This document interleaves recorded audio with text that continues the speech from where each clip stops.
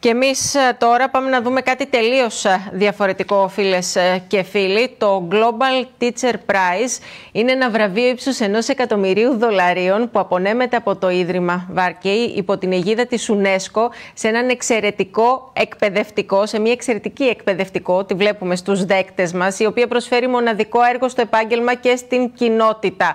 Μάλιστα απονέμεται για ένατη συνεχόμενη χρονιά και είναι το μεγαλύτερο βραβείο του είδους του. Τώρα θα μου πείτε γιατί σας το λέω αυτό. Γιατί λοιπόν η κυρία Ζαφυρίου που βλέπετε στους δέκτες σας, εκπαιδευτικός του ΓΕΛ Πεύκον στην Θεσσαλονίκη, περιλαμβάνεται σε αυτή τη λίστα με τους 50 φιναλίστ για αυτό το βραβείο. Καλή σας ημέρα από το στούντιο της TV100. Καλή σας ημέρα. Θα ήθελα να σας ρωτήσω πολύ για την πρόσκληση. Καταρχάς, τι σημαίνει για εσάς η επιλογή στους 50 καλύτερους του κόσμου? Να πω ότι είναι τεράστια χαρά και αναγνώριση και για τη διάκριση για μένα προσωπικά και φυσικά για τη δουλειά που κάνω με τους μαθητές μου.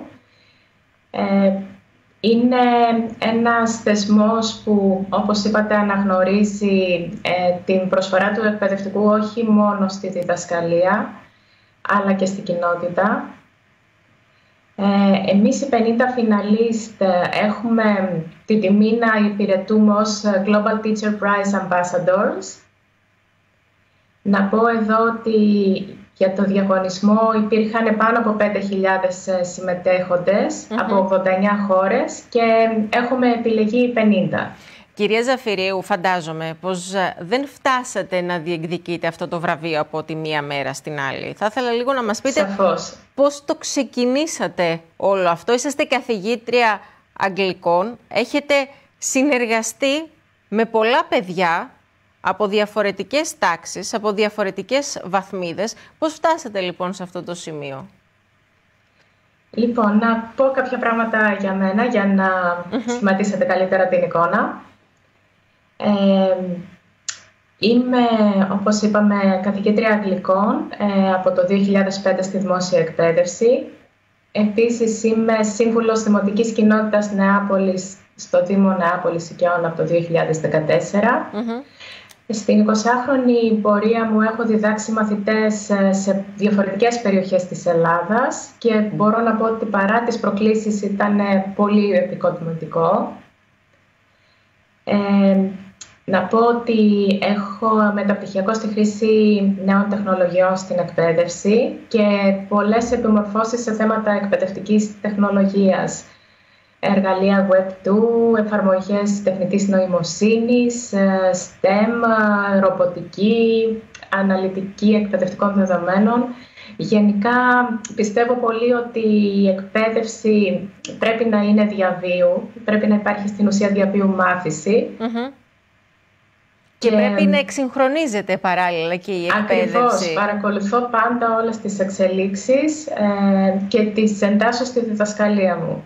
Κυρία Ζαφυρίου, ποιο είναι το μήνυμα που θέλετε να περάσετε? Γιατί είναι πολύ σημαντικό για όλο τον κόσμο που μας ακούει και είναι υπέρμαχος του τόσο όσο. Γιατί δεν είναι πάντοτε τα πράγματα έτσι. Φυσικά, εγώ θα πω ότι δεν σημαίνει ότι δεν έχουμε προκλήσεις, δεν έχουμε καθημερινές δυσκολίες στο επάγγελμά μας. Ωστόσο, πρέπει να βρίσκουμε έναν τρόπο να τις ξεπερνάμε και θα πω ότι τα εφόδια που αποκομίσουμε από το σχολείο είναι τα πιο σημαντικά. Θέτουν τις βάσεις για να μπορέσουμε μετά ο καθένας να χαράξει το δικό του μονοπάτι, να εξελιχθεί. Και έχουμε πλέον αρρωγό την τεχνολογία σε όλα αυτά. Να πω ότι υλοποιώ πάρα πολλά project με τους μαθητές μου, τα οποία έχουν βραβευτεί. Επίσης, χρησιμοποιώ ηλεκτρονικές πλατφόρμες για να δώσω παράλληλα επιπλέον υλικό στη διαζώση στη διδασκαλία.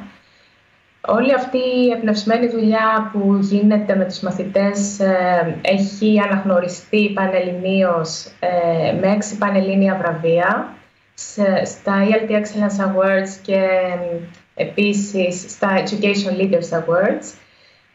Μάλιστα πέρσι αναδείχθηκα εκπαιδευτικός της χρονιάς Επίσης, έχω υπάρξει φιναλίστ στα Guess Education Awards, παγκόσμια βραβεία, 2 φορές.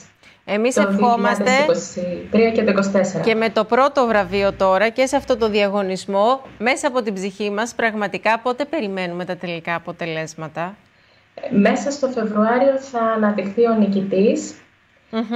Θα ήθελα να συμπληρώσω και κάτι ακόμη. Βεβαίως. Είναι πολύ σημαντικό, πιστεύω μέτρησε πολύ και στη δική μου την περίπτωση, οι δράσεις που είχα ως σύμβουλο στο Δήμο, επειδή έχω υλοποιήσει πολλές δράσεις παιδείας και πολιτισμού για τους δημότες, το Φεστιβάλ Μαθητικών Ταινιών που συμμετέχουν σχολεία από όλες τις βαθμίδες της εκπαίδευσης, το Διάβασέ μου στα ΚΑΠΗ του Δήμου, η οποία είναι μια δράση αναγνώσεων λογοτεχνικών και συζητήσεων.